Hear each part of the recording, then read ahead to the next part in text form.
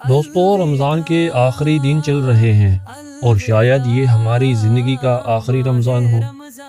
یہ چند راتیں فیصلہ کریں گی کہ رمضان کے بعد بھی ہماری قسمت بدلنے والی ہے یا نہیں۔ مگر دوستو، سب سے زیادہ خطرناک بات یہ ہے کہ رمضان کے بعد زیادہ تر لوگ وہی غلطی کرتے ہیں جو ان کی ساری محنت ضائع کر دیتی ہے۔ لیکن آپ فکر نہ کریں، میں آپ کو 5 ایسی عبادات بتانے جا رہا ہوں جو رمضان کے بعد بھی آپ کی تقدیر بدل سکتی ہیں۔ یہ وہ عبادات ہیں جو نبی کریم صلی اللہ علیہ وسلم اور صحابہ کرام رضوان اللہ علیہم اجمعین رمضان کے بعد بھی کرتے تھے اور جن کی وجہ سے ان کی زندگی بدل گئی۔ اور اس ویڈیو کے آخر میں آپ کو وہ عبادت بتاؤں گا کہ جسے چھوڑنے پر رمضان کی اصل برکتیں ہمیشہ کے لیے آپ سے جدا ہو سکتی ہیں، اور اس کا اثر اتنا زبردست ہے کہ شاید آپ نے پہلے کبھی نہیں سنا ہوگا۔ تو ویڈیو کو آخر تک ضرور دیکھیں کیونکہ یہ ویڈیو زندگی بدل دینے والی ہے۔ دوستو، ہم نے پورے رمضان عبادت کی، توبہ کی، راتوں کو جاگ کر دعائیں مانگی، لیکن کیا یہ سب کچھ رمضان کے ساتھ ختم ہو جائے گا؟ حالانکہ اصل امتحان تو رمضان کے بعد ہی شروع ہوتا ہے کہ ہم اپنی نیکیوں کو برقرار رکھ سکیں گے یا نہیں۔ اصل کامیاب وہی ہے جو اپنی نیکیوں کو بچا لے اور رمضان کے بعد بھی اللہ کے قریب رہے۔ دوستو، رمضان ہمیں تقوی سکھانے آیا ہے، لیکن اللہ کی رحمت رمضان کے ساتھ ہی ختم نہیں ہو رہی، بلکہ اب دیکھنا یہ ہے کہ کیا ہم واقعی اس کے حقدار ہیں۔ اگر ہم رمضان کے بعد بھی اپنے عقائد و اعمال میں استقامت پر جمے رہے تو اللہ کی رحمت ہمیشہ ہمارے ساتھ رہے گی۔ نبی کریم صلی اللہ علیہ وسلم نے فرمایا، اللہ کو سب سے زیادہ پسند وہ نیکی ہے تو مستقل کی جائے، چاہے وہ تھوڑی ہی کیوں نہ ہو۔ دوستو، استقامت کا اصل مطلب بھی یہی ہے کہ جو نیکیاں آپ پہلے سے کر رہے ہیں ان پر جمے رہیں۔ لیکن سوال یہ ہے کہ رمضان کے بعد ہم استقامت کیسے حاصل کریں؟ یہ کام مشکل تو ہے مگر ناممکن نہیں۔ اگر آپ یہ 3 کام کر لیں تو شیطان آپ کو ہرا نہیں سکے گا۔ نمبر 1، اللہ سے استقامت کی دعا مانگتے رہیں۔ نبی کریم صلی اللہ علیہ وسلم کی سب سے زیادہ پڑھی جانے والی دعا یہ تھی، یا مقلب القلوب ثبت قلبی علی دینک۔ اے دلوں کو پھیرنے والے، میرے دل کو اپنے دین پر ثابت رکھ۔ نمبر 2، قرآن سے اپنا تعلق جوڑیں۔ اللہ تعالیٰ فرماتے ہیں کہ ہم رسولوں کے واقعات اس لیے بیان کرتے ہیں تاکہ ہمارے دل کو مضبوطی عطا کریں، اور رسولوں کے واقعات بھی تو ہمیں قرآن پڑھنے سے ہی ملتے ہیں۔ اگر استقامت چاہیے تو روزانہ ہمیں قرآن پڑھنا اپنا معمول بنا لینا چاہیے۔ نمبر 3، نیک لوگوں کی صحبت اپنائیں۔ نبی کریم صلی اللہ علیہ وسلم نے فرمایا، آدمی اپنے دوست کے دین پر ہوتا ہے، بس دیکھو کہ تمہارا دوست کون ہے۔ دوستو، اگر آپ نیک اعمال پر استقامت چاہتے ہیں تو ایسے دوست بنائیں جو نیکیوں میں آپ کی مدد کریں۔ تو کیا آپ واقعی چاہتے ہیں کہ رمضان کے بعد بھی آپ پر اللہ کی رحمت برقرار رہے؟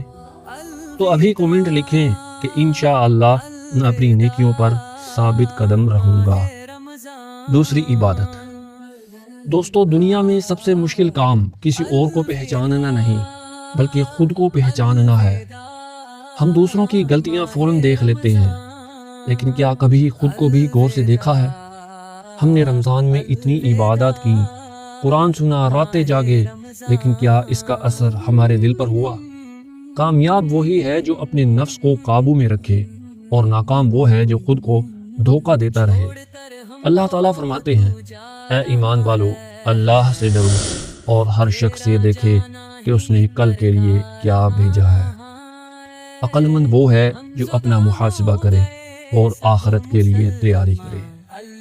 لیکن دوستو، اگر ہم رمضان کے بعد بھی وہی غلطیاں دہراتے رہے تو اس کا مطلب یہ ہے کہ ہم نے خود کو بدلا ہی نہیں۔ اور یاد رکھیں، انسان اپنے آپ کو بدل سکتا ہے اگر وہ خود کو بدلنے کا پختہ ارادہ کر لے۔ تیسری عبادت۔ دوستو، کیا آپ کو پتا ہے کہ رمضان کے بعد سب سے پہلے کون ہمارا انتظار کر رہا ہے؟ شیطان۔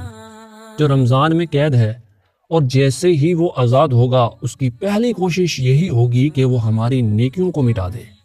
اس کی سب سے خطرناک چال یہی ہے کہ وہ ہمیں یہ احساس ہی نہ ہونے دے کہ ہم دوبارہ وہی غلطیاں کر رہے ہیں۔ لیکن یاد رکھیں، جو شخص اپنی نیکیوں کی حفاظت کرتا ہے وہی اللہ کے ہاں کامیاب ہوتا ہے۔ اللہ تعالیٰ فرماتے ہیں، اور اپنے اعمال کو ضائع مت کرو۔ سوچیں، ہم نے اب تک کم و بیش 27 دن کی محنت سے جو روشنی اپنے دل میں پیدا کی، کیا واقعی اسے شیطان کے حوالے کر دیں گے؟ اگر ہم نے رمضان کے بعد اپنی نیکیوں کو نہ سنبھالا تو شیطان کی سب سے بڑی جیت یہی ہوگی۔ تو آئیے ابھی عہد کرتے ہیں کہ ہم اپنی نیکیوں کو بچائیں گے اور شیطان کو جیتنے نہیں دیں گے۔ اگر آپ واقعی اپنی نیکیوں کو محفوظ رکھنا چاہتے ہیں تو کمنٹ میں لکھیں، انشاءاللہ میں اپنی نیکیوں کی حفاظت کروں گا۔ چوتھی اور بڑی اہم عبادت۔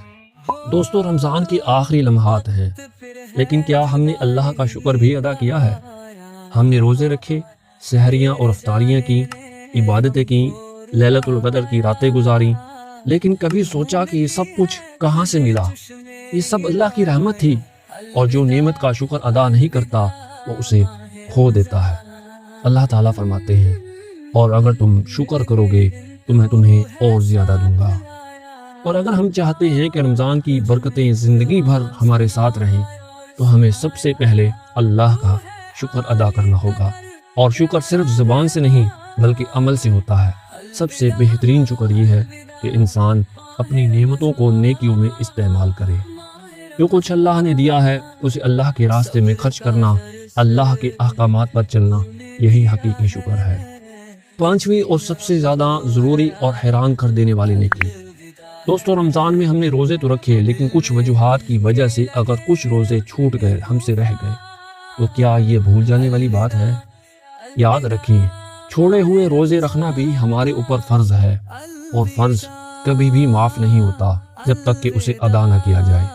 اللہ تعالیٰ فرماتے ہیں، اور جو شخص بیمار ہو یا سفر میں ہو تو وہ دوسرے دنوں میں روزے کی گنتی پوری کرے۔ یہ وہ فرض ہے جو ہم پر اس وقت تک باقی رہے گا جب تک ہم اسے پورا نہ کر لیں۔ اس لیے رمضان کے بعد پہلا موقع ملتے ہی اپنے چھوڑے ہوئے روزے پورے کریں۔ معزز دوستو، رمضان ہمیں صرف نیک بنانے نہیں آیا بلکہ ہمیں یہ سکھانے آیا ہے کہ نیکیاں کیسے زندگی کا حصہ بنتی ہیں۔ یہ 5 عبادات وہ ہیں جو رمضان کے بعد بھی آپ کو اللہ کی رحمت کے قریب رکھیں گی۔ اگر آپ چاہتے ہیں کہ آپ کی نیکیاں برقرار رہیں تو اس ویڈیو کو اپنے دوستوں کے ساتھ لازمی شیئر کریں، کیونکہ جب آپ کسی کو نیکی کا راستہ دکھاتے ہیں تو اس کا اجر آپ کے نامہ اعمال میں بھی لکھا جاتا ہے۔ اگر آپ چاہتے ہیں کہ رمضان کے بعد بھی آپ کا دل ایمان سے زندہ رہے تو ہمارے چینل بامقصد کہانیاں کو سبسکرائب کریں اور بیل آئیکن ضرور دبائیں، کیونکہ دوستو، نیکی کا سفر رمضان کے ساتھ ختم نہیں ہوتا بلکہ یہیں سے اصل امتحان شروع ہوتا ہے۔ مزید حیران کن اسلامی کہانیوں کے لیے اس ویڈیو کو بھی ضرور دیکھیں۔ تو ملیں گے اگلی ویڈیو میں، تب تک کے لیے اجازت دیجیے۔ اپنا بہت سا خیال رکھیے اور ہمیں بھی اپنی نیک دعاؤں میں ضرور یاد رکھیے۔ اللہ حافظ۔ الوداع الوداع ماہ رمضان۔